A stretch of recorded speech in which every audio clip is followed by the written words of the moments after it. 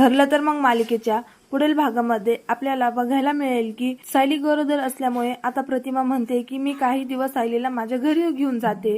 मधुभाऊ असते तर ती तिला आश्रमात घेऊन गेले असते, पण आम्ही सायलीला आमची मुलगी मानले, त्यामुळे आम्ही तिला माहेरी घेऊन जाऊ.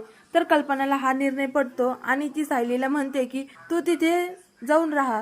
तर सायली म्हणते की मला पण खूप छान वाटेल प्रतिमा आत्या तुमच्या घरी येऊन राहायला.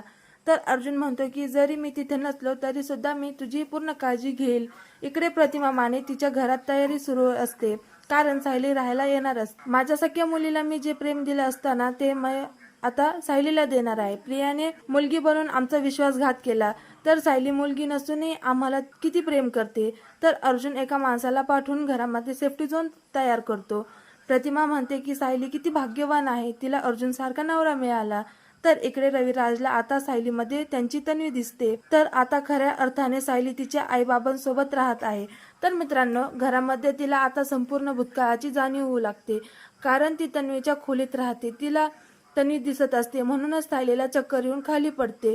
तर ताबडतोब सायलीला हॉस्पिटलमध्ये ऍडमिट करण्यात येतं. तर सायलीला अशक्तपणा आल्यामुळे तिला रक्ताची गरज असते आणि अखेर प्रतिमा आता ब्लड डोनेट करते आणि डीएनए टेस्ट मध्ये सायली आणि प्रतिमाचा डीएनए मॅच होतो आणि सायलीचं खरी प्रतिमाची मुलगी आहे हे अश्विनच्या लक्षात येतं.